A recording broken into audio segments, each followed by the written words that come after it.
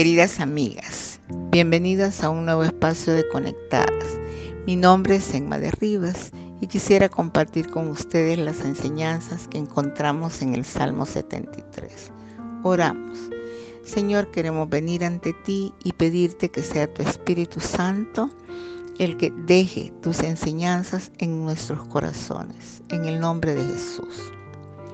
Podría decir que ante las diferentes circunstancias difíciles que estamos viviendo en estos tiempos, cuando vemos a nuestro alrededor que los que no conocen de Dios la están pasando mucho mejor que nosotros, quizás vienen a nuestras mentes expresiones como: ¿y de qué me sirve estar en el Señor si los otros que no le conocen están bien?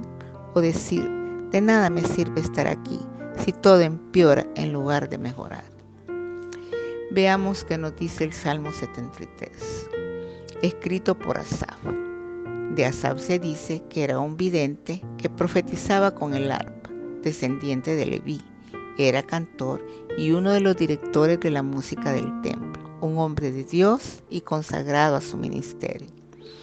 En los versículos del 1 al 3 podemos ver un opuesto entre la bondad de Dios y la prosperidad de los malos. El versículo 1 inicia hablando de la bondad de Dios para con su pueblo, pero también para con los limpios de corazón. A pesar de lo que él continuaría diciéndonos en los siguientes versículos, podemos ver que él creía firmemente en la bondad de Dios. Pero en medio de creer en la bondad de Dios, casi se deslizaron sus pies, casi sus pasos se repelaron. Y esto por causa de lo que él estaba viviendo o viendo. Pero ¿por qué fue que Asaf casi se deslizaba y por poco se resbalaban sus pies? Versículo 3, porque tuvo envidia. ¿Pero qué es la envidia?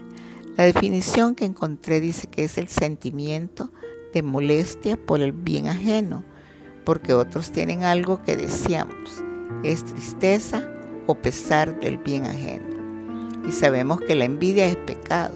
La Biblia dice que seguir haciendo las cosas de acuerdo a nuestra naturaleza es pecado.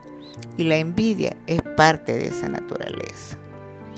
Y es que es posible que cuidamos de no cometer otros pecados y no le damos la importancia que todo pecado tiene a la envidia. Retomando el versículo 3, preguntémonos de qué tú envidias, Asaf.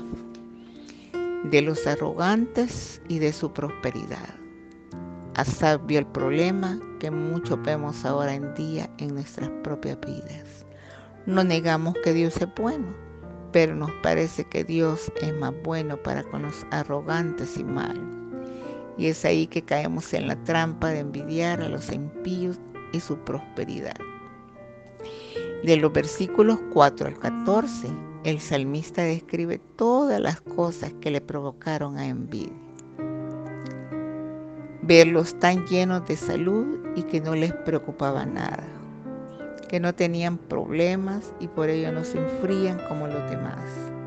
Eran soberbios y violentos y todo se hacía bajo esta postura de ellos. Eran muy bien alimentados y los antojos del corazón de ellos eran llenados con creces. Eran altaneros y se jactaban de ser violencia.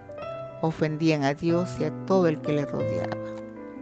La gente los admiraba de ver cómo todo les salía bien y se preguntaban si Dios estaría viendo lo que hacen, pues lo hacen con tanta tranquilidad, aumentando su riqueza.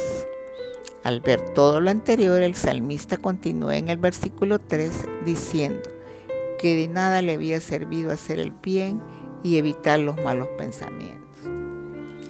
En el versículo 14 dice que él había experimentado toda la violencia, ofensa de esta gente.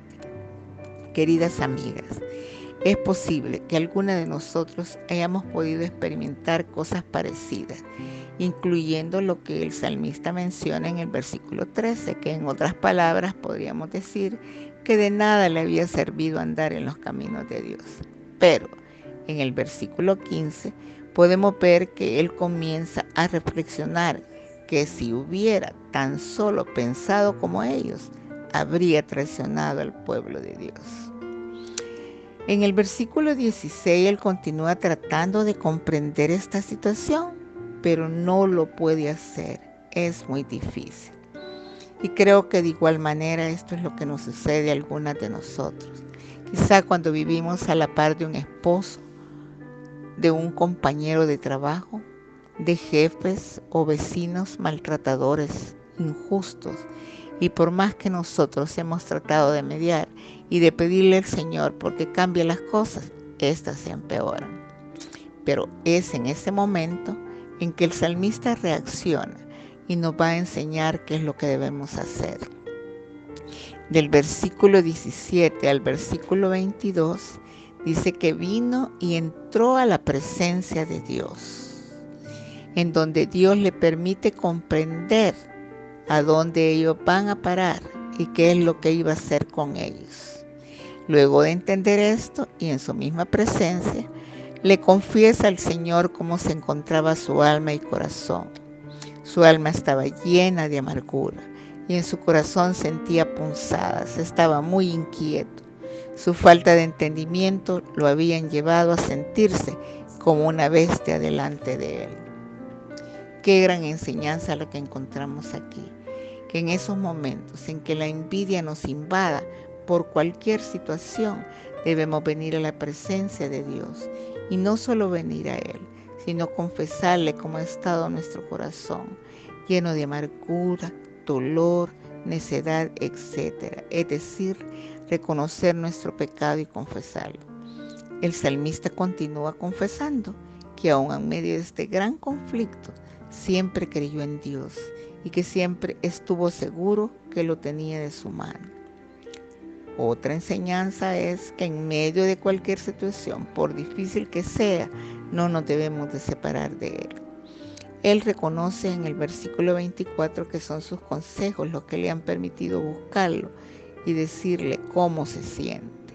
En el versículo 25, siempre estando en su presencia, reconoce que teniéndolo a Él, nada más necesitaba, porque lo tenía todo y nada le haría falta en la tierra. ¿De qué servía estar sintiendo molestias por el bien ajeno si Él es todo para Él? Otra enseñanza.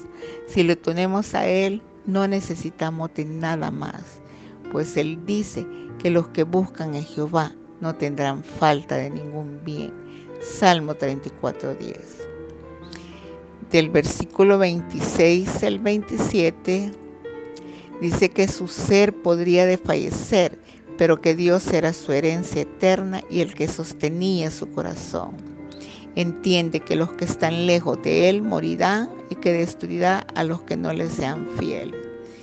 Pero su decisión final está aquí, en el versículo 28, que el estar cerca de Dios es lo mejor, pues su esperanza es Él, y así proclamaría todo lo que Él había hecho en su vida.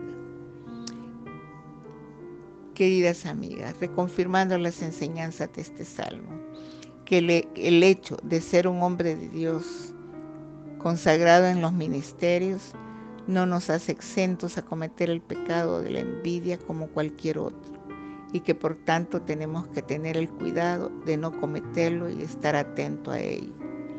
Que al encontrarnos en una situación tal, lo que debemos hacer es buscar la presencia de Dios y venir ante Él y mostrar cómo está nuestro corazón y confesar nuestro pecado.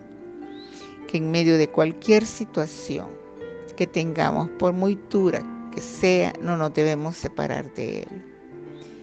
Y tener presente que no debo por ningún motivo estar sintiendo molestias por el bien ajeno, pues fuera de Él nada más necesito. Y que el estar cerca de Dios es lo mejor, pues es nuestra esperanza Él, y así proclamar las cosas que Él ha hecho en nuestra vida. Queridas amigas, si usted está pasando por una situación que sea semejante a las que el pasaje ha mencionado, y por más que usted ha hecho continuamente, sin encontrar solución, le invitamos a que en este momento usted pueda abrir su corazón al Señor y recibirlo como su Señor y Salvador, primero para salvación de su alma y luego para que pueda reaccionar adecuadamente ante cualquier situación pecaminosa que se le presente, no solo de la envidia. Oramos. Señor, muchas gracias te damos en esta hora por la enseñanza que ha dado a nuestras vidas. Ayúdanos a que de aquí en adelante podamos poner atención en cada actitud de envidia que tengamos y venir ante ti y confesarla para que también reconozcamos que fuera de ti no queremos nada. En el nombre de Jesús. Amén. Y queridas amigas, no hay mejor lugar que estar conectadas al Señor.